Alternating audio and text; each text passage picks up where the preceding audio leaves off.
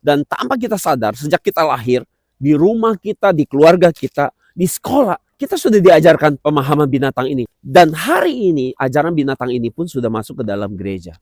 Artinya bahwa binatang ini sudah menang sebenarnya, menaklukkan dunia.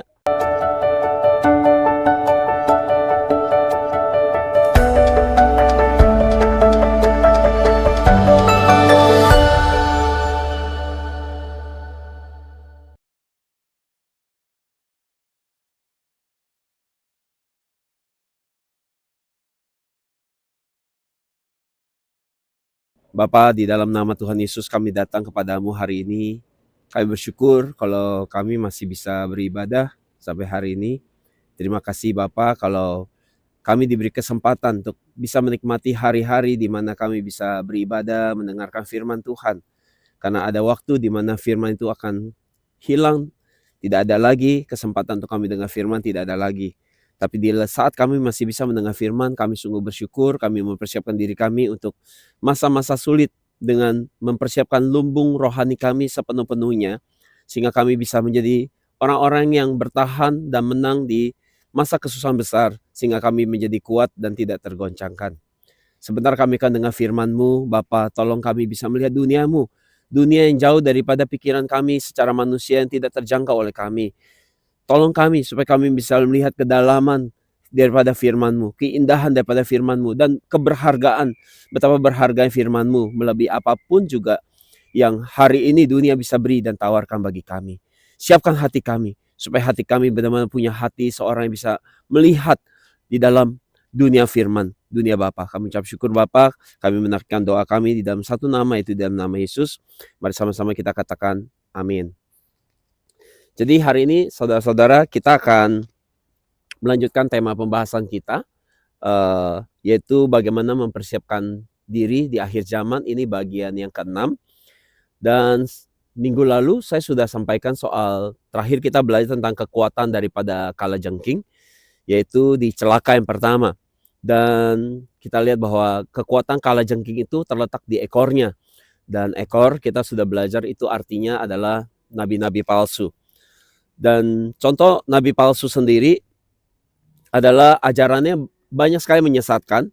Dan mungkin saudara kita mungkin juga pernah membaca tulisan mereka atau menjadi penggemar daripada tulisan mereka. Contoh nabi palsu minggu lalu saya belum sempat sampaikan, hari ini saya mau sampaikan. Contoh nabi palsu itu adalah seperti Karl Marx, atau saudara mungkin pernah dengar namanya Friedrich Nietzsche, dan satu lagi yang mungkin lebih populer yang namanya Sigmund Freud.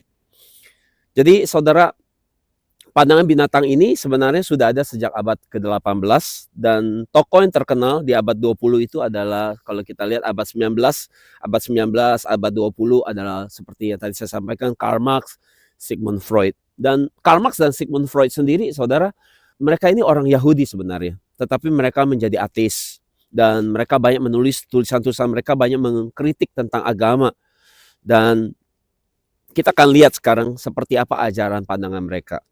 Kalau saudara, Karl Marx sendiri punya pandangan, ajarannya nanti melahirkan namanya sosialis komunis. Dan pemahaman daripada Karl Marx ada berangkat dari tentang menyangkal tentang eksistensi atau keberadaan Tuhan. Dia juga mengajarkan tentang bahwa dia menyangkal mengenai bahwa natur manusia yang jatuh dalam dosa. Dia menyangkalkan hal itu. Dia menolak adanya tentang dunia rohani, yaitu mengenai jiwa, hal-hal spiritual. Dia menolak semua itu. Yang paling penting bagi dia adalah hal-hal yang bisa secara nyata bisa dilihat, bisa dirasakan. Itu yang namanya paham yang namanya materialisme. Dan pusat daripada ajaran dia adalah menekankan tentang materi. Jadi dia menekankan bahwa hakikat daripada nilai manusia itu diukur, nilai seseorang itu diukur dari apa yang bisa dia hasilkan, dan apa yang bisa dia kerjakan, dan karya-karya yang dia ciptakan. Itulah value daripada seorang manusia. Sedangkan saudara, satu lagi tadi saya sampaikan ada yang namanya Friedrich Nietzsche. Dia sendiri juga punya pemahaman. Nilai yang dia bangun, ajaran yang diajarkan oleh dia adalah tentang bahwa nilai seorang manusia itu tergantung dari kekuatan dan kemampuan dia. Dan itu adalah sebuah kebenaran bagi dia yang dia sampaikan. Jadi bagi Nietzsche, orang kalau lemah, ya, tidak punya kemampuan, itu ada sebuah kejahatan ataupun seperti kejahatan ataupun dosa yang besar. Jadi dia kasih contoh, misalnya gini, singa, untuk seekor singa memakan kijang, ya, ini tentunya di dunia hewan, ilustrasinya, dia pakai hal yang sama, itu dianggap bukan sebuah kejahatan. Jadi dia menerapkan prinsip yang sama ini kepada manusia. Jadi bahwa jika seseorang dia memiliki kekuatan, kuasa, kemampuan untuk menguasai orang lain atau menaklukkan bangsa atau apapun juga, apa yang dia lakukan ini karena dia punya kemampuan itu untuk menaklukkan atau menjatuhkan atau menguasai orang lain, maka apa yang dia lakukan ini adalah sebuah kebenaran. Itu tidak salah. Akhirnya dia mengajarkan bahwa setiap orang bebas untuk melakukan atau memperoleh apapun yang dia kehendaki. Dan itu sah-sah aja. Jadi saudara bisa pakai kekuatan saudara, kemampuan saudara untuk dapat apa yang saudara mau. Dan itu hal yang baik, itu hal yang wajar bagi Nietzsche. Dan kalau kita lihat ya saudara, praktek hari ini di gereja misalnya, ini agak mulai beda-beda tipis juga sebenarnya ajaran ini. Contoh, saudara mungkin sering dengar ajaran tentang kita bisa mendapatkan apapun yang kita mau, tapi pakai nama Tuhan. Asal dalam nama Yesus, kita bisa dapat apa aja yang kita mau. Tanpa bertanya apakah yang kita mau ini cocok gak sama maunya Tuhan. Ini yang Tuhan inginkan gak? Tuhan berkenan gak? Tapi asal apa yang kita mau, apa yang kita inginkan, asal dalam nama Yesus, pasti Tuhan beri. Nah, ini kan sebenarnya mirip-mirip sekali sama apa yang Nietzsche ajarkan. Bahwa kita bisa dapat apapun yang kita mau. Bedanya itu cuma hanya pakai catut nama Tuhan. Sepertinya jadi kelihatan rohani. Tanpa nanya, Tuhan mau gak kita dapat itu? Ya kita gak peduli. Selama saya mau, asal pakai nama Yesus, pasti Tuhan Yesus bisa kasih. Tanpa bertanya, Tuhan berkenan gak? Tuhan mau gak buat itu? Kemudian siapa tadi? Yang sangat terkenal. Ini orang sangat terkenal. Namanya siapa? Sigmund Freud. Ya, dia mengatakan konsep dia apa? Bahwa dia mengatakan bahwa pada dasarnya semua manusia itu digerakkan oleh naluri, hasrat dan nafsu dan keinginan mereka yang paling dasar. Dan ini adalah hal yang sangat wajar. Ini ada sebuah kebenaran. Tetapi Alkitab beda. Alkitab menyebutkan bahwa manusia yang seperti itu, yang mengikuti naluri, hasrat yang paling dalam, dorongan daripada nafsunya, itu adalah sesuatu yang salah. Itu seperti binatang. Alkitab katakan begitu. Seseorang hidup menurut naluri dan hawa nafsunya digambarkan seperti binatang. Di mana kita bisa temukan ayat ini? Ya di Yudas 1 ayat 10 maupun di mana? Di 2 Petrus 2 ayat 12. Dikatakan bahwa manusia dengan naluri seperti binatang adalah sebuah kesalahan, adalah dosa. Soalnya di Yudas 1 ayat 10 dikatakan bahwa gini, akan tetapi mereka menghujat segala sesuatu yang tidak mereka ketahui, dan justru apa yang mereka ketahui dengan nalurinya seperti binatang yang tidak berakal, itulah yang mengakibatkan kebinasaan mereka. Lihat, Alkitab katakan orang yang hidup dengan naluri sama seperti binatang. Nah kalau saya lihat di 2 Petrus 2 ayat 12, saudara, dikatakan gini, guru-guru palsu ini seperti binatang yang tidak berakal. Lihat, guru-guru palsu yang kita bahas, dikatakan bahwa mereka seperti binatang tidak berakal. Yang dilahirkan, buat apa? Buat ditangkap dan dibunuh, dibinasakan oleh Tuhan. Mereka menghujat apa yang tidak mereka mengerti. Jadi mereka bisa menilai segala hal seperti mereka sangat bijaksana, padahal mereka tidak mengerti apa yang mereka katakan. Mereka bicara hal-hal yang tinggi, padahal mereka tidak mengerti apa yang mereka sedang ajarkan itu ada sesuatu yang salah. Dan dikatakan sih akan dibinasakan dalam kehancuran mereka sendiri. Seperti Alkitab itu menilai. Jadi saudara, kalau saya lihat kata di sini, kata tidak berakal di sini, dalam istilah Yunani adalah alogos. Saudara waktu dengar kata alogos, saudara sangat familiar dengan kata logos, ya nggak? Logos itu artinya firman. Jadi kalau ada kata a di depan, di awalan bahasa Yunani ada kata a, sebenarnya logos. Maka itu artinya, a itu artinya penyangkalan, itu artinya tanpa, tidak. Jadi kalau alogos artinya tanpa punya firman. Jadi orang tidak berakal ini artinya orang yang tidak punya firman, tidak memiliki firman di dalam hatinya, di dalam hidupnya. Jadi orang-orang yang tidak punya firman, tanpa firman di dalam dirinya, disamakan sama ayat 2 Petrus ini, disamakan seperti apa? Binatang. Mereka hanya di-driven oleh apa? Naluri, hasrat yang terdalam, keinginan hawa nafsu yang terdalam. Tanpa memeriksa apakah yang dilakukan ini sesuai cocok sama firman atau tidak. Kenapa? Karena mereka tidak punya pengertian firman Tuhan. Dan disinilah maksudnya kata tidak berakal di sini. Yaitu orang-orang yang tidak dipimpin, tidak memiliki firman, otomatis tidak bisa dipimpin oleh firman. Jadi saudara gini, Karena dunia di mana kita hidup ada alogos, tanpa firman, ya. Yaitu dunia di mana orang tidak peduli, tidak mau tahu tentang apa isi firman Tuhan. Maka hasilnya saudara, dunia di mana kita hidup ini ada di dalam kondisi sudah dikuasai, ditaklukkan oleh binatang yang kita bahas terus dari minggu kemarin. Tentang binatang buas itu. Karena itu kita akan bahas ya dalam 2 sesi ke depan ini tentang binatang yang di kitab Wahyu ini, ya. Jadi kita akan pelajari ya binatang di kitab Wahyu ini. Jadi saya harus mengerti bahwa sekarang kita hidup di era di mana pandangan binatang buas ini ya sudah menguasai dunia hampir 325 tahun. Bahkan sudah sangat lama, 300 tahun lebih kita dikuasai oleh pemahaman binatang ini. Dan tanpa kita sadar, sejak kita lahir, di rumah kita, di keluarga kita, di sekolah, kita sudah diajarkan pemahaman binatang ini, tentang materialisme ini. Dan kita melihat bahwa ini adalah hal yang sangat wajar. Dan hari ini, ajaran binatang ini pun sudah masuk ke dalam gereja. Pandangan binatang ini sudah masuk ke gereja. Hanya bedanya di gereja pakai ayat Alkitab. Ayat Alkitab yang dicomot-comot. Untuk apa? Bagaimana kita bisa memperoleh hal-hal materialisme. So lihat deh, betapa ngerinya. Ya, dunia ini sudah ditaklukkan oleh binatang ini lewat apa? Pemahamannya, ideologinya. Jadi pemahaman apa? Bahwa pemahaman yang menekankan bahwa yang sangat penting, yang terutama di hidup ini adalah bagaimana bisa sukses. Bagaimana bisa kaya. Saudara bicara sama banyak orang, kebanyakan orang di dunia ini tidak lagi bicara tentang Tuhan, bagaimana bisa kenal Tuhan lebih baik. Semua orang di dunia ini hanya bahas tentang bagaimana jadi sukses, bagaimana jadi kaya, bagaimana jadi hebat, berpengaruh, ya, jadi kuat, ya. Seluruh itu yang dibicarakan oleh dunia ini, dan seluruh ini adalah konsep ideologi yang ditawarkan oleh iblis kepada umat manusia. Tujuannya apa? Untuk mengalihkan fokus orang dari ke Tuhan, beralih ke fokus kepada dunia, kepada perkara dunia. Dan akhirnya orang teralihkan, ke distract, dialihkan untuk dari cari Tuhan, dari cari hal materi. Soal lihat deh, soal kemana saya pergi, semua orang ngomongin tentang apa? Materi. Bagaimana punya uang lebih banyak, bagaimana sukses, bagaimana jadi orang yang punya pengaruh, bagaimana punya jabatan yang tinggi. Lihat, tidak ada lagi orang mau bahas Alkitab, tidak lagi orang mau bahas firman. Bahkan di gereja pun sama. Itu yang sedang terjadi. Artinya bahwa binatang ini sudah menang sebenarnya, menaklukkan dunia. Bahkan orang Kristen memilih sebenarnya, memilih untuk menghidupi ajaran binatang ini, ideologi binatang ini. Jadi bagi nabi palsu ini, mereka mengajarkan bahwa hal rohani atau Alkitab itu adalah sebuah tahayul, dongeng. Manusia dibikin hanya sibuk buat mencari apa? Kepuasan diri, kenikmatan hidup, bagaimana bisa punya uang lebih banyak, bisa membelanjakan uang, bagaimana bisa menikmati dunia, bagaimana bisa berjalan-jalan. Jadi saudara, hal-hal ini adalah yang binatang ini tawarkan. Jadi saudara, Tuhan katakan bahwa di akhir zaman, kondisi dunia yang seperti ini di akhir zaman, Tuhan akan jatuhkan hukuman yang berat. Karena dunia ini digambarkan sebagai Babel di Alkitab.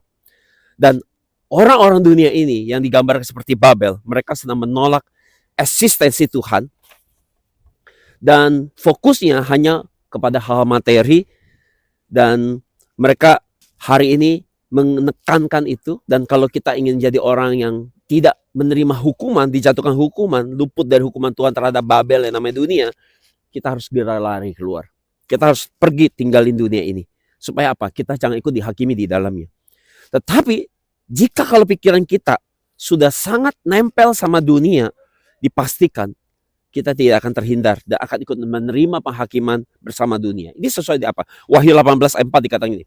Lalu aku mendengar suara lain dari surga berkata, pergilah kamu hai umatku, pergilah daripadanya supaya kamu jangan mengambil bagian dalam dosa-dosanya. Dan supaya kamu jangan apa? Turut ditimpa malapetaka-malapetakannya. Wahyu 12 ayat 2. Dan ia berseru dengan suara yang kuat katanya, sudah rubuh Babel, kota besar itu. Jadi saudara, itu sebabnya hari ini kita akan menggali mengenai binatang-binatang ini. Jadi tujuan sesi yang saya sampaikan ini adalah untuk apa? Supaya saudara mengerti, saudara ini hidup di era binatang ini. Era binatang ini sedang berkuasa. Pandangan binatang ini telah mendominasi dunia. Dan kita hari ini hidup di tengah zaman yang seperti itu. Dan kita ada di dalamnya. Nah, Dengan kita belajar binatang hari ini, maka tema kita kan hari ini adalah apa? Naga merah padam itu. Tema kita itu. Subtema kita, naga merah padam. Nah, hari ini kita akan spesial bahas binatang yang satu ini dulu. Ya, nanti seminggu lagi kita akan bahas 2 binatang yang berikutnya ya. Jadi hari ini kita fokus bahas binatang yang pertama dulu ini ya, binatang naga merah padam. Jadi saudara, kalau kita tahu siapa binatang ini, kita bisa tahu identitas mereka, kita bisa tahu bagaimana terhindar ataupun tidak ikut bersama mereka. Kalau kita tahu binatang ini, kita tahu bagaimana kita berperang dengan binatang ini, bagaimana kita bisa menang. Oke? Tetapi saudara harus tahu, kalau saya bilang berperang, ini bukan berperang secara fisik, tapi saudara harus tahu bahwa ini peperangan ada di dimensi spiritual, di dimensi rohani. Sesuai dengan Efesus 6 ayat 12 dikatakan, sebab perjuangan kita bukan melawan darah dan daging. Oke? Melawan daging dan darah, tetapi melawan pemerintah-pemerintah, penguasa-penguasa, kekuatan dunia kegelapan ini, dan melawan kekuatan roh dari si jahat yang ada di langit. Jadi hari ini, Rasul Paulus kasih tahu kita semua, bahwa 2000 tahun yang lalu, Rasul Paulus sudah katakan, bahwa kita ngadepin perjuangan sama. Bukan yang beda. Dari sejak 2000 tahun lalu, Rasul Paulus tulis ini, kita sedang ada dalam peperangan, saudara. Bukan peperangan fisik. Saudara sedang berperang di dimensi spiritual. Kalau saudara tidak sadar ini, saudara pikir saudara sedang tidak berperang. Memang tidak berperang, tapi saudara ternyata sudah ditaklukkan. Saudara pikir saya tidak dijajah oleh siapapun, saya tidak ditaklukkan oleh siapapun. Mungkin iya. Tapi kita jangan-jangan sudah ditaklukkan secara spiritual. Dengan apa? Menghidupi ajaran binatang ini. Nah, itu sebabnya kita harus tahu. Tahu identitasnya sehingga kita bisa menang. Oke? Jadi hari ini saya akan bahas sesuai tema kita tentang naga merah ini.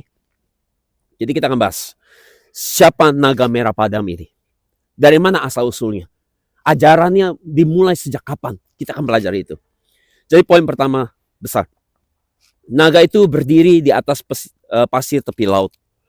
Jadi mengapa dia berdiri di tepi laut? Kalau saya lihat di ayat sebelumnya, ya, di pasal 12, saya lihat di Wahyu 12 ayat 17 dikatakan ini.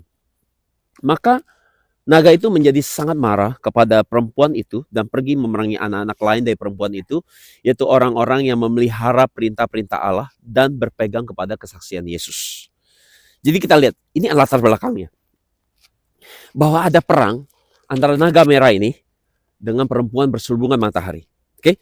Jadi siapa perempuan di sini? Ini adalah di Wahyu 12 ayat 1. Ini bicara tentang perempuan yang berselubungan matahari. Wahyu 12 ayat 1 dikatakan demikian.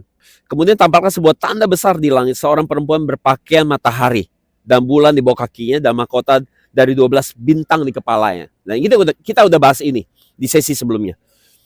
Bahwa siapa sih perempuan berselubungan matahari ini atau berpakaian matahari ini?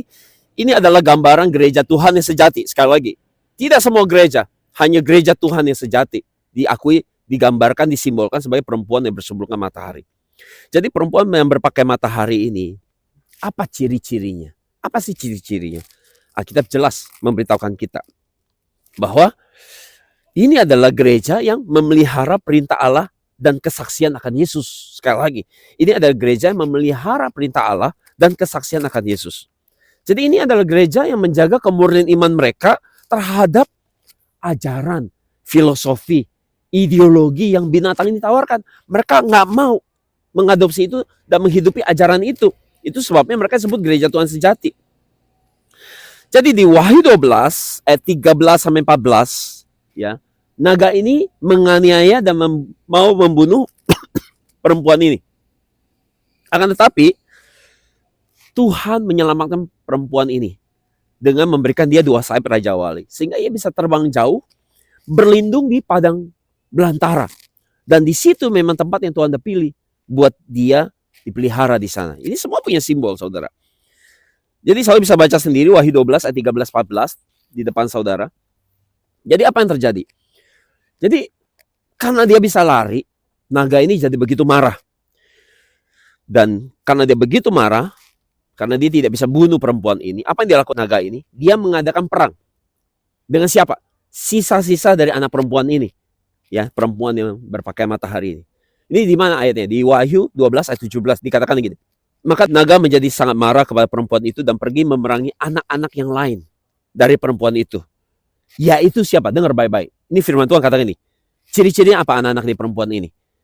Ciri-ciri mereka seperti apa? Orang-orang yang memelihara perintah-perintah Allah dan berpegang pada kesaksian Yesus.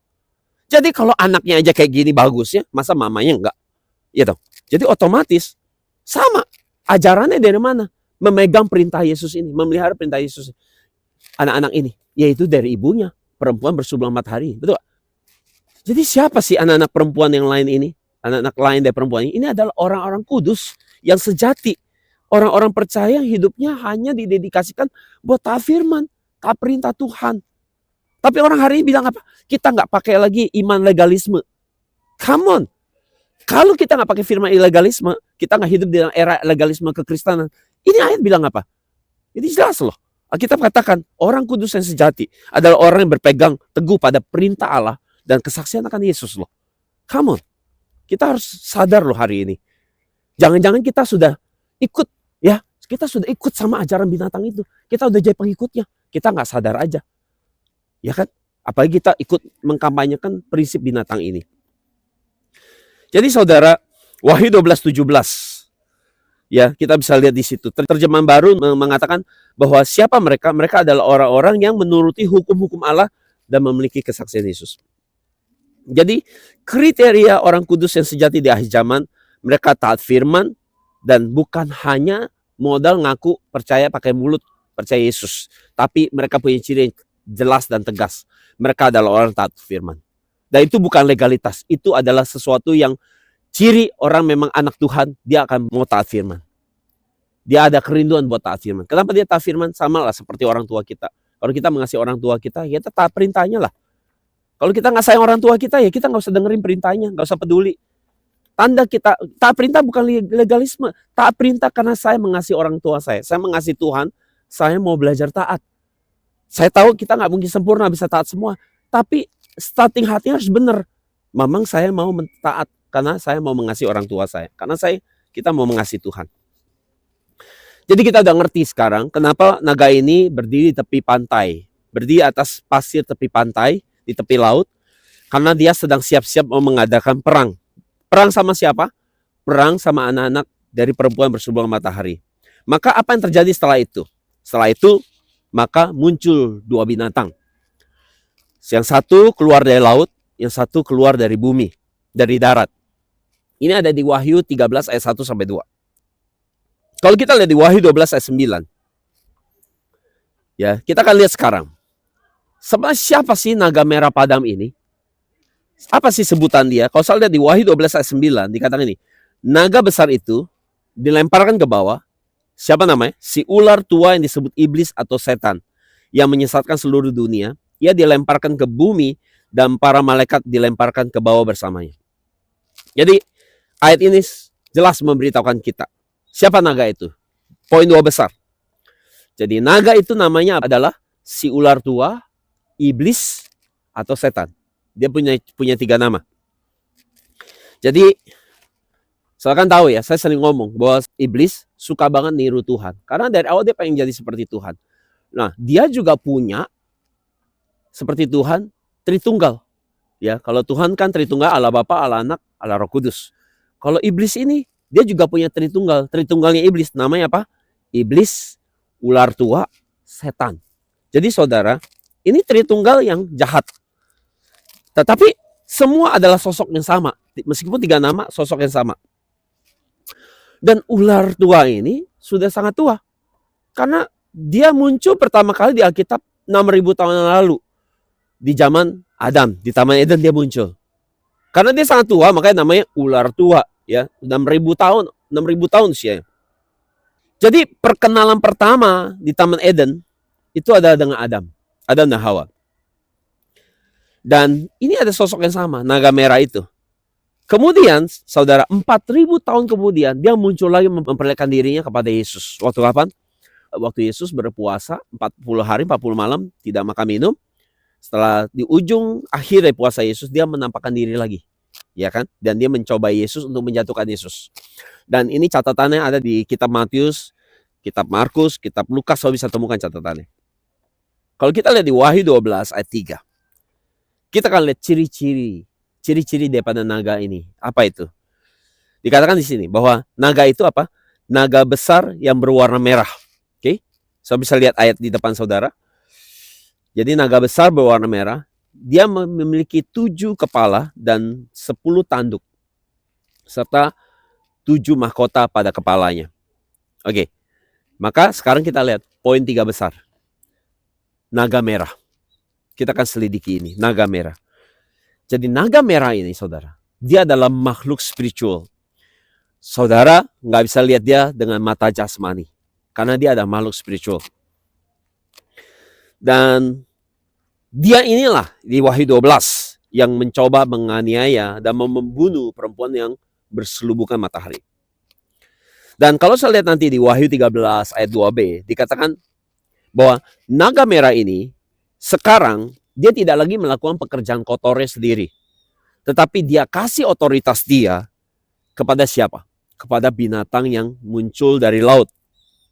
Jadi kita bisa ngerti sekarang bahwa binatang dari laut adalah makhluk lahiriah.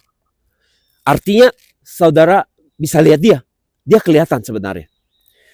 Jadi binatang dari laut ini bukan makhluk spiritual. Dia bisa kelihatan, tidak seperti naga merah ini. Maka kalau saya lihat dari Wahyu 12 ada pergeseran. Dari era Wahyu 12 ke Wahyu 13 ada pergeseran. Pergeseran apa? Bahwa ada penyerahan otoritas ya. Jadi kalau di pasal 12, naga merah itu adalah makhluk spiritual. Dia adalah aktor di balik seluruh aniaya-aniaya yang diberikan kepada gereja. Dia menganiaya gereja. Dia adalah aktornya, sutradaranya di balik semua penganiayaan kepada gereja. Akan tetapi sekarang dia kerjanya nggak sendiri. Dia kasih otoritas itu, tongkat estafet kekuasaan itu dia kasih. Dia kasih pas kapan? Di Wahyu 13. Dia kasih kepada binatang yang muncul dari laut, yang keluar dari laut. Dan binatang yang keluar dari laut ini adalah makhluk lahiriah. Dia hidup di bumi, makanya saudara bisa lihat. Dan setelah ini menerima kuasa dari naga merah ini, sekarang berikutnya, makhluk yang keluar dari laut ini yang kelihatan, dialah yang menganiaya gereja. Secara rohani, bahkan secara fisik. Jadi kalau saya jelaskan seperti ini, ada 7 tahun masa kesusahan besar, oke? Jadi kapan makhluk dari laut ini keluar adalah ketika di akhir masa 3,5 tahun yang pertama, atau bisa kita katakan di awal masa 3,5 yang kedua. Di mana itu ciri-ciri kondisinya seperti apa? Di ciri-ciri adalah kondisinya adalah ketika firman Tuhan sudah tidak bisa diberitakan secara leluasa, ya, dalam arti tidak bisa lagi bergereja, firman Tuhan juga tidak bisa diberitakan lagi, tidak ada lagi firman, maka saya harus tahu, kalau gereja ditutup, hampir secara seragam, kalau sekarang kan hanya negara-negara tertentu, Cina, tempat-tempat Suriah, segala macam, tapi kalau serempak banyak gereja mulai ditutup, saudara tidak bisa lagi memberitakan firman, maka saya harus tahu bahwa masa 3,5 yang pertama sudah berakhir. Sekarang adalah era masuk masa 3,5 yang kedua, dan itu adalah era yang adalah masa yang paling susah. Itu adalah masa yang tersulit sebenarnya. Jadi saudara bisa lihat tabel di depan saudara yang saya siapkan, diagram di depan saudara.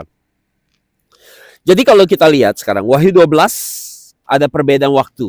Wahyu 12 adalah bicara 3,5 yang pertama. Ya, ada aniaya kepada gereja, tapi aniaya lebih banyak bersifat rohani, spiritual. Dan yang mengerjakan naga ini, naga yang tidak kelihatan. Dia menjadi otak di balik seluruh peristiwa penganiayaan gereja. Dan sekarang di Wahyu 13, binatang yang keluar dari laut, dan sejak dia keluar adalah sebuah menandai bahwa era 3,5 yang kedua telah dimulai. Jadi saudara, di zaman dia, aniaya ini bukan hanya dimensi rohani lagi, akan tetapi aniaya secara fisik kelihatan. Ya, secara aktual itu kelihatan, terjadi. Jadi ada aniaya secara fisik. Ya, sehingga saudara bisa tahu bahwa itu terjadi secara mata jasmani, saya bisa lihat itu memang terjadi. Jadi naga ini dia kasih kuasa kepada binatang dari laut sehingga dia bisa melakukan pekerjaan kotornya. Oke, sekarang kita akan selidiki mengapa naga ini disebut merah. Kenapa nggak hitam? Kenapa nggak hijau? Kenapa nggak biru? Kenapa masih merah? Kenapa? Apa yang menjadi dasar? Nah, untuk menjawab alasan kenapa dia memilih warna merah, ini yang makin serius. Saya dengar baik-baik.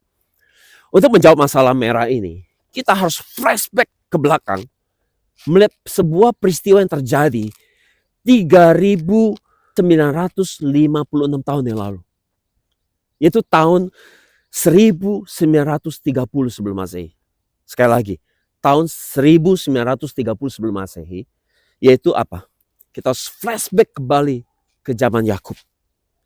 Peristiwa di mana Yakub membeli hak sulungan dengan sup kacang merah itu.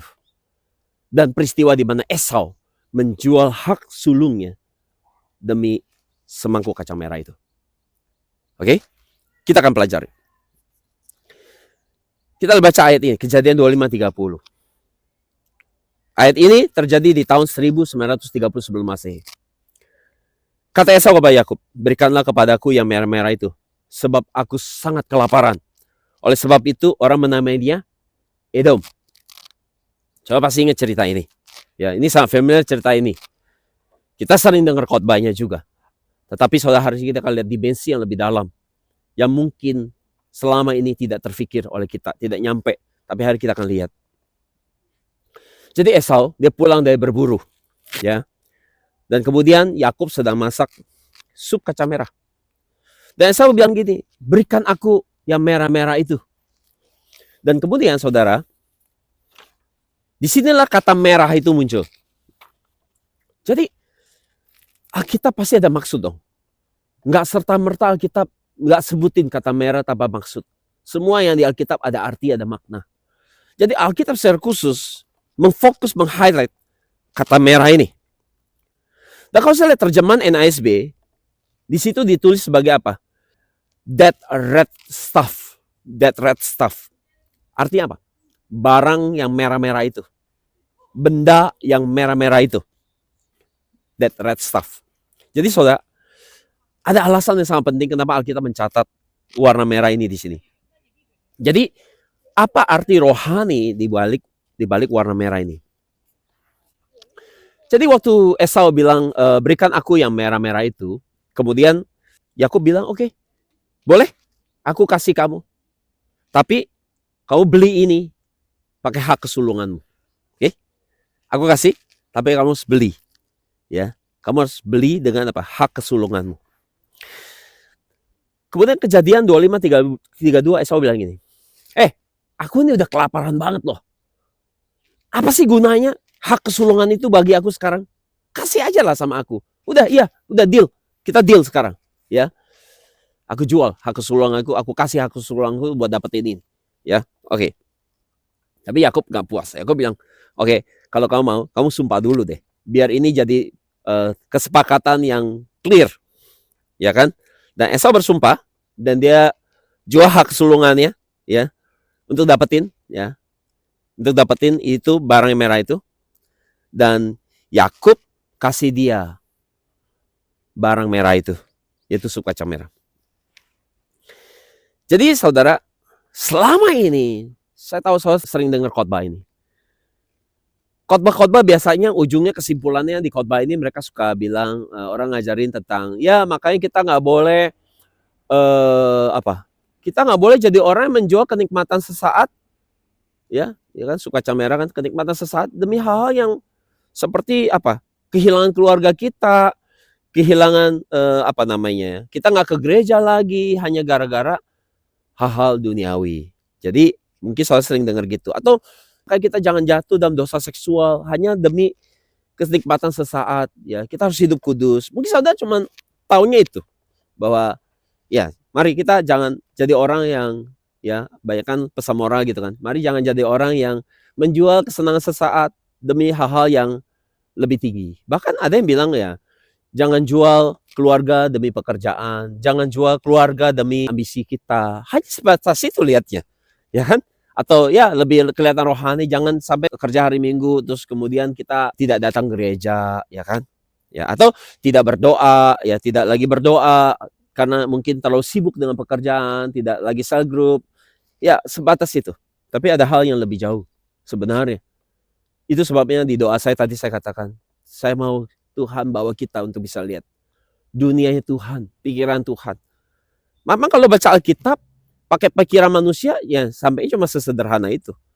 Tapi kalau saya baca Alkitab, mencoba memahami dari perspektif Tuhan, cara Tuhan berpikir, saya akan melihat tidak sesederhana itu kenyataannya.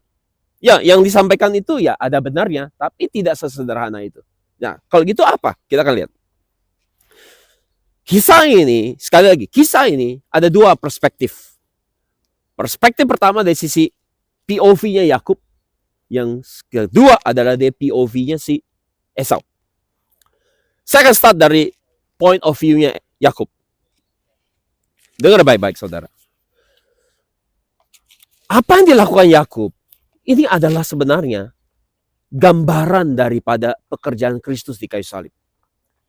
Nanti saya akan jelaskan. Jadi poinnya adalah gini. Dari point of view Yakub, yang merah-merah itu, barang yang merah-merah itu adalah darah Kristus, dari Yesus Kristus di atas kayu salib. Soalnya gini, ini kan yang lagi ditransaksiin namanya hak sulung, kesulungan. Jadi Adam adalah anak sulung yang pertama yang Tuhan miliki. Dan Adam, anak sulung pertama yang Allah miliki ini, telah kehilangan hak kesulungannya di Taman Eden. Waktu dia lebih dengar perkataan atau firman yang iblis ajarkan. Dan karena dia lebih memilih dengar suara si ular tua itu, yaitu naga itu. Akhirnya, karena Adam bikin kesalahan, Yesus harus jadi Adam berikutnya. Untuk hari ini menebus kesalahan Adam ini. Jadi apa yang Yesus lakukan kaitannya dengan kesalahan Adam? Menghilangkan hak kesulungannya sebagai anak Allah di Taman Eden. Apa yang Yesus lakukan? Yesus menebus kesalahan Adam ini juga di taman, yaitu di Golgota. Jadi apa yang Yesus lakukan? Yesus datang untuk menebus kembali hak kesulungan yang telah dihilangkan Adam ini. Dengan cara apa? Dengan menumpahkan benda atau yang merah-merah itu. Itu darahnya. Untuk apa? Membayar dosa umat manusia. Dia bayar pakai apa? Darahnya sendiri. Dia membayar dengan darahnya supaya kita hari ini tidak diperbudak oleh dosa dan oleh dunia ini. Dan kematian dia adalah akibat mau menebus kita semua supaya jangan mau diperbudak oleh ajaran iblis dan diperbudak oleh dosa dunia ini. Jadi dengar baik-baik loh saudara. Apa yang Yakub lakukan di sini? Saya harus tahu bahwa Yakub selama 76 tahun dari peristiwa ini terjadi di usia dia 76 tahun. Selama 76 tahun, Tuhan udah bilang bahwa Yakub ini anak sulung. Tetapi Ishak nggak bisa lihat Yakub anak sulung. Ishak lebih terpaut hati kepada Esau. Jadi selama 76 tahun ini, dia tidak dianggap sebagai anak sulung oleh ayahnya Ishak. Ishak anggap Esau yang anak sulung, lebih layak Esau. Tetapi di mata Tuhan, sulung itu adalah Yakub. Jadi apa yang dilakukan Yakub untuk dapetin kembali hak kesulungannya? Yakub memakai barang yang merah ini untuk dapetin hak sulungnya. Betul kan? Dia pakai barang yang merah ini buat dapetin hak sulungnya. Apa hubungan tindakan Yakub ini dengan pekerjaan Yesus? Jadi tindakan Yakub ini adalah sebuah bayangan peristiwa yang akan dikerjakan oleh Yesus 2000 tahun kemudian sejak Yakub melakukan ini. Tepatnya 1959 tahun kemudian. Bahwa Yakub menebus, membeli hak kesulungan itu memakai yang merah-merah ini. Dan Yesus 1959 tahun kemudian membeli kembali hak kesulungan itu dengan yang merah-merah itu. Yaitu darahnya sendiri. Hak sulung yang dihilangkan Adam dibeli kembali oleh Yesus di kayu salib. Menebus saudara dan saya supaya jangan lagi terikat kepada dosa. Supaya jangan lagi mau diperhamba oleh kesenangan dunia yang fokusnya hanya pikiran materialisme. Supaya menebus saudara dari pikiran materialisme itu. Maka Yesus datang bukan kasih yang lain. Kasih yang merah itu, darahnya. Tetapi orang Kristen tetap mau dapat darah Yesus, tapi tetap materialisme. Betapa sangat menyedihkan kondisi hari ini di dunia. Pada Yesus menebus hak keseluruhan saudara dengan darahnya, supaya saudara jangan lagi otaknya isi hanya materialisme. Tapi saudara, kita nggak ngerti. Jadi Yakub beli hak sulung dengan benda merah ini. Ini adalah bayangan, foreshadow, nubuat tentang apa yang akan Yesus lakukan. Membeli hak keseluruhan saudara di atas kayu salib. Bukan dengan sup kacang merah. Tapi sup kacang merah itu adalah gambaran darahnya sendiri. Supaya saudara bertobat. Meninggalkan pikiran hanya, otaknya hanya kepuasan, hawa nafsu, kenikmatan dunia, dan materi. Tapi kalau kita lihat dari POV-nya Esau, point of view Esau, ini sangat jauh berbeda dengan point of view-nya Yakub. Dari point of view-nya Esau merasa selama ini dia udah punya kesulungan. Sama seperti orang Kristen, merasa sudah masuk surga, sudah terima keselamatan. Makanya gak pernah peduli lagi dengan hal-hal rohani. Kita udah pasti ke surga, jadi selama dunia kita hidup senang-senang aja. Kita cari materi, cari duitnya yang banyak aja. Fokus aja gimana jadi hebat. Fokus aja gimana jadi punya jabatan tinggi, dihormati orang. Kan kita udah punya surga. Itu sama kayak Esau. Persis sama. Kita udah terima kesulungan. Ngapain kita pikirin lagi kesulungan itu? Beda sama Yakub. Dia posisinya setelah partinya, dia belum dapat. Padahal dia udah dapat. Karena bapaknya gak pernah anggap itu punya dia. Jadi Esau, karena dia merasa sudah punya kesulungan di dalam dirinya sejak lahir, maka ini gak berarti apapun buat dia. Hak kesulungan ini dipandang remeh, dianggap gak ada artinya. Kalau begitu, apa arti hak kesulungan itu? Hak kesulungan itu bicara tentang apa? Berkat rohani. Bicara apa? Hal-hal rohania. Jadi karena hak sulung ini adalah berkat rohani, itu harus punya mata rohani, saudara, buat melihat itu berharga. Karena itu hanya bisa dilihat secara rohani. Nama juga berkat rohani. Maka hanya bisa dimengerti, dilihat, dirasakan secara rohani. Kalau kagak rohani, ya gimana bisa lihat bang menghargai? Nggak bisa. Kalau otaknya materialisme, dunia, uang, nggak akan bisa hargai. Tetapi waktu kita bisa terima berkat rohani ini, maka Tuhan juga akan bisa beri namanya berkat jasmani. Bukan berarti hanya ini berkat rohani kemudian nggak ada berkat jasmani. Tuhan nggak tahu yang satu butuhkan. Tetapi fokus hidup kita ini harus kejar berkat rohani ini. Maka Tuhan akan tambahkan berkat jasmani itu, mengikutinya. Tetapi yang paling utama, yang paling penting yang kita kejar ada berkat rohani ini. Berkat rohani itu. Akan tetapi bagi Esau, itu gak berarti sama sekali. Ia gak peduli sama sekali. Jadi karena itu tidak berarti, ya dia jual aja berkat rohani itu dengan benda merah itu. Ini sama seperti kalau orang, saudara punya iPhone 17 sekarang, seri terbaru. Kemudian saudara pergi ke tahun 1980, ketemu orang-orang di tahun 1980, so kasih dia iPhone 17. Dia gak tahu cara pakainya. Buat apa juga dia gak tahu. Padahal itu barang berharga. Dia nggak ngerti, ya dia buang, dia nggak ngerti. Itu sama seperti orang nggak ngerti seni, ya dia menemukan sebuah barang seni di tumpukan sampah, terus itu ternyata harga barang seni itu bernilai miliaran, dia nggak ngerti, dia jual ke pasar loak dengan harga 100.000. Kemudian ada orang ngerti seni, lihat itu ternyata lukisan yang sempat berharga sekali, itu lukisan yang sama mahal, orang itu beli, dia jual, dia beli di pasar loak, yang jual di pasar loak juga nggak ngerti itu berapa duit, dijual 500.000 aja udah senang. Tapi orang yang ngerti seni, dia jual dengan harga 2 miliar. Seperti itu firman Tuhan, saudara. Kalau orang nggak ngerti, itu hanya seperti barang 100.000.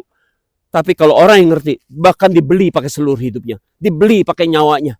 Karena yang ngerti. Kalau nggak ngerti, itu hanya nilai 100.000. Seperti nggak ada berarti. Seperti itu hal rohani. Itu hanya bisa dilihat dan dimengerti oleh orang yang punya pikiran rohani. Kalau nggak bisa, saudara. Soalnya anggap remeh, soalnya rendahkan. Itu dia. Jadi itu sebabnya Alkitab katakan apa? Jangan kasih mutiara ke babi. Karena babi nggak ngerti mutiara. Dia ngertinya sampah. Sampah berharga buat dia makan. Tapi mutiara dia nggak anggap itu berharga. Tetapi saudara, saya kasih tahu baik-baik. Kalau babi nggak ngerti mutiara, berarti ada yang harus ngerti mutiara. Siapa yang ngerti mutiara? Yang ngerti mutiara harus pedagang mutiara. Saya tahu nggak? Di Alkitab katakan di Matius 13, 45, 46. Ada seorang pedagang mutiara yang kerjanya berusaha cari mutiara yang terbaik. Artinya dia sudah punya banyak koleksi mutiara. Suatu hari setelah dia sudah berpuluh-puluh tahun cari mutiara yang paling terbaik, suatu hari dia ketemu. Apa yang dia lakukan? Alkitab katakan, dia jual seluruh mutiara itu. Hanya buat dapetin satu dong. Seluruh koleksi mutiara dia yang begitu banyak, dia jual semua buat dapetin satu itu. Mutiara terbaik. Dan kita bilang, seperti itu kerajaan surga. Seperti itu kerajaan surga. Bagi orang yang ngerti. Bagi yang ngerti, itu hanya sampah. Itu hanya seperti, bagi babi, itu hanya babi lihat itu seperti sampah. Tapi orang yang ngerti firman berharga, akan lihat seperti mutiara yang berharga. Firman Tuhan yang murni ini adalah kerajaan surga. Hanya orang yang mencari kebenaran sejati. Hanya orang yang mencari pengenalan Tuhan. Hanya orang yang sepenuh hidupnya hanya terus cari kerajaan Allah. Seperti pedagang mutiara ini. Yang akan ketemu kerajaan surga itu. Tapi banyak orang Kristen hari ini merasa sudah punya kerajaan surga. Nggak berusaha mencari lagi. Karena pengajaran salah, asal percaya Yesus pasti beres. Pasti selamat. Itu sebabnya mereka tidak sungguh-sungguh belajar Alkitab. Tidak sungguh-sungguh belajar firman Tuhan. Tetapi orang yang sepanjang hidupnya mau cari kenal Tuhan. Mau cari pengenalan Tuhan. Mau cari kerajaan surga itu. Mereka seperti pedagang ini. Waktu ketemu, dia buang semua yang dia punya. Dia jual semua yang dia punya. Semua apa yang di rumahnya, dia jual semua. Bahkan dia jual seluruh hidupnya. Hanya buat dapetin kerajaan surga. Hanya buat dapetin firman Tuhan yang murni. Jadi digambarkan seperti apa mereka. Kalau babi, dia buang, dia injak-injak mutiara itu. Firman Tuhan yang berharga itu. Tetapi di Amsal katakan orang-orang yang mengerti. Mereka akan pakai mutiara itu di lehernya. Dan dikenakan di kepala sebagai perhiasan yang indah. Bagi yang mengerti. Saudara, saya sudah mau hampir selesai. Jadi hari ini saudara. Saya mau katakan. Berkat rohani. Firman Tuhan yang murni. Kerajaan surga. Hanya bisa dilihat dan dimengerti dan dihargai secara rohani. Hanya orang yang rohani bisa menghargai dengan baik firman yang berharga itu. Bagi yang gak mengerti, itu hanya seperti kotoran yang tidak berarti. Yang diremehkan, direndahkan dan dibuang. Dan orang-orang itu sama seperti Esau, yang tidak peduli akan hak kesulungannya. Jadi dia menjual begitu gampang hak kesulungan itu untuk memperoleh barang yang merah-merah itu. Jadi apa barang merah itu? Apa barang merah itu? Itu adalah berkat materi. Itu adalah berkat materi. So tahu Esau punya nickname? Nickname-nya adalah Edom. Dan Edom dalam bahasa Ibrani adalah dari kata Adom. Adom yang artinya adalah merah. Dari situ kata Edom muncul. Maka sejak Esau menjual hak kesulungannya, yaitu berkat rohani. Hak kesulungan ada bicara berkat rohani. Dia menjual dan menukarnya dengan apa? Berkat materi. Berkat materi itu apa? Benda yang merah itu. Maka itu menjadi era pembuka zaman babak baru di mana saya sebut sebagai pandangan dunia merah. Filosofi, ideologi dunia merah ini. Yaitu bicara tentang dunia materialisme. Dimulailah babak itu. Jadi apa pandangan dunia merah itu? Materialisme. Mengejar materialisme. Dan itu adalah cara pandangnya Esau. Itu ada ideologi Esau. Yang telah ada sampai hari ini. Dan menguasai dan mempengaruhi dunia. Jadi apa ideologi pandangan dunia merah atau pandangan materialisme ini? Ini adalah pandangan sudah dibawa Esau 4.000 tahun yang lalu. Pandangan apa? Kami tidak butuh berkat rohani. Yang kami butuh, yang pasti-pasti aja, berkat jasmani. Berkat rohani tidak ada artinya bagi kami. Kami gak perlu itu. Saya gak butuh hal-hal seperti itu. Saya butuh benda yang merah-merah itu. Yaitu barang-barang yang berguna, yang bisa saya rasakan secara langsung. Itulah pandangan dunia merah. Saya butuh mobil baru. Saya butuh rumah baru. Saya butuh pekerjaan yang gajinya lebih besar. Saya butuh emas, saya butuh perlian, saya butuh iPhone yang terbaru, saya butuh pakaian yang lebih keren, saya butuh perhiasan, saya butuh komputer, saya butuh jalan-jalan dan hidup enak. Itu yang saya butuh, itu yang pasti-pasti. Itulah pandangan dunia merah, itulah benda merah itu. Saya rela jual semua hal-hal rohani dalam hidup saya, asalkan saya bisa tukar dengan hal-hal materi itu. Itulah pandangan dunia merah yang diperkenalkan Esau sejak 3.956 tahun yang lalu. Dan itu diwariskan kepada kita hari ini secara turun-temurun untuk menentang dan melawan Tuhan. Jadi saudara, saya sudah lihat banyak orang yang sudah belajar firman Tuhan yang murni ini. Belajar 5 tahun, belajar 10 tahun, akhirnya mereka undur. Tidak lagi mau belajar firman ini. Kenapa? Karena yang mereka cari beda, saudara. Yang mereka cari bukan berkat rohani. Yang mereka cari berkat materi. Itu apa? Benda yang merah-merah itu. Akhirnya mereka nggak tahan. Setelah belajar 5-10 tahun mereka undur. Mereka anggap buat apa firman seperti ini. Mereka pandang remeh. Tetapi Yakub beda sama Esau. Ia rela kehilangan apapun. Ya, apapun. Dia rela kehilangan materi. Yaitu barang yang merah ini. Untuk memperoleh apa? Memperoleh berkat rohani. Yaitu apa? Hak sulung itu. Jadi saudara, setiap kita harus seperti Yakub. Kita harus memprioritaskan berkat rohani melebihi berkat jasmani. Jika berkat rohani itu kita terima, saya percayalah bahwa Tuhan juga akan mau memberikan berkat jasmani itu. Itu akan menyusul. Karena kita berkata cari dahulu kerajaan Allah. Apa itu kerajaan Allah? Hak sulung. Hak rohani. Maka semua ditambahkan kepadamu. Berkat jasmani diberikan. Jadi mengapa naga ini disebut merah? Kembali ke pembahasan kita. Ini adalah karena dia membawa prinsip pandangan dunia merahnya. Yaitu apa? Bahwa dia membisikkan kepada Esau. Bahwa untuk dia memilih berkat jasmani. Dan membuang berkat rohani. Dan dia berhasil menipu Esau. Dan dia berhasil menipu seluruh umat manusia. Jadi kata merah di sini merujuk kepada Edom. Yang artinya merah. Dan itu adalah bicara tentang apa? Pandangan naga merah ini. Yaitu apa? Materialisme. Sekali lagi. Materialisme. Dan di mana kita bisa temukan pandangan materialisme ini? Salah satunya di abad 19 itu adalah zaman Karl Marx. Jadi pandangan dunia ini disebut materialisme dialektis. So bisa cari tahu sendiri itu. Jadi saudara, semua di dunia hari ini menekankan dengan materi. Seluruh otak manusia bicara soal apa? Uang. Ekonomi tidak jauh-jauh soal uang. Perang hari ini tidak jauh-jauh soal bagaimana bisa dapat uang yang lebih banyak. Menaklukkan negara lain, menguasai negara lain untuk dapat sumber daya alamnya. Jadi saudara, semua soal uang. Soal kekuasaan, soal pengaruh. Dan Karl Marx mengatakan bahwa sejarah dunia terus berulang. Bahwa orang akan selalu berebut yang namanya materi.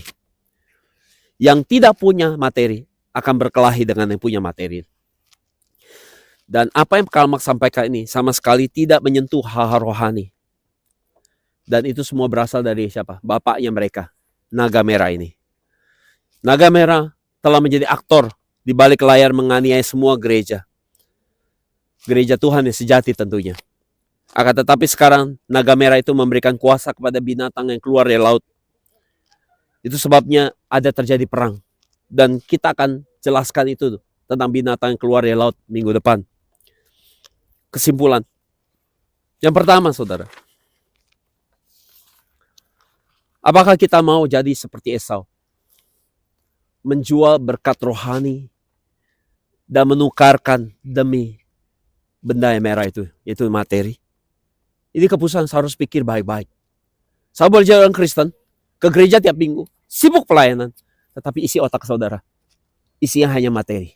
Bagaimana jadi kaya, bagaimana jadi sukses, bagaimana jadi orang yang dikagumi, bagaimana jadi orang hebat, bagaimana banyak orang sedang kagum sama saya. Lihat saya hebat.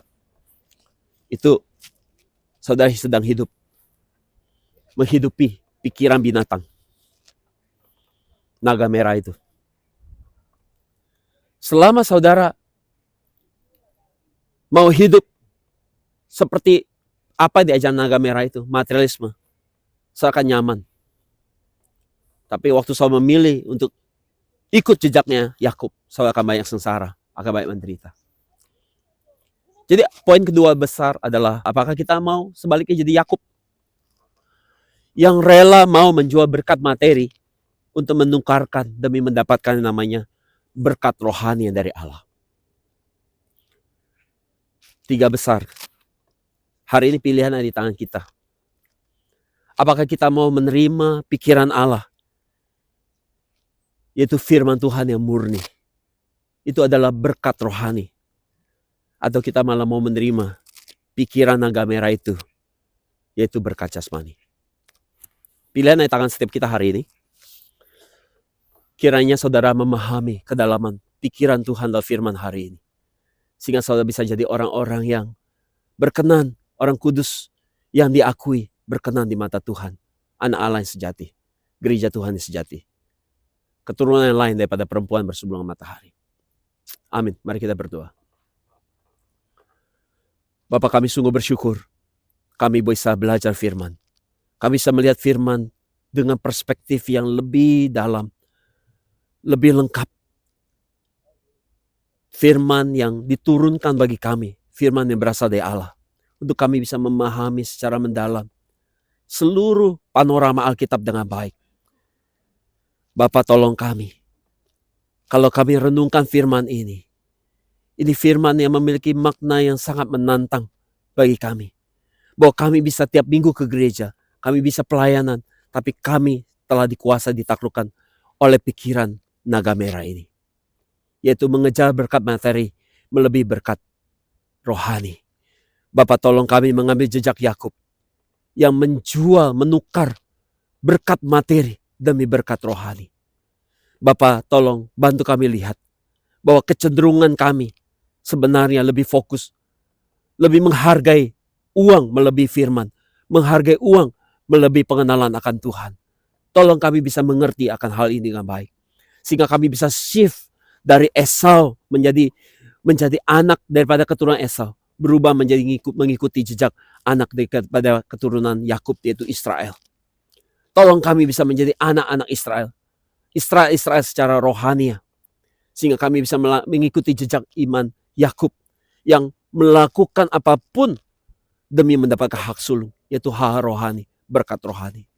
Bapak, jika di saat ini ada yang sedang bergumul, di tengah-tengah jemaat bergumul, ataupun kami yang menonton di YouTube sedang bergumul dengan hidup kami, kesehatan kami, keuangan kami, Bapak, di dalam nama Yesus, firman Allah yang hidup yang kami terima di tempat ini, kiranya membuat hidup seluruh hal-hal yang mati, mengalami kematian dalam hidup kami, di dalam keluarga, di dalam pekerjaan, di dalam bisnis, di dalam kesehatan kami.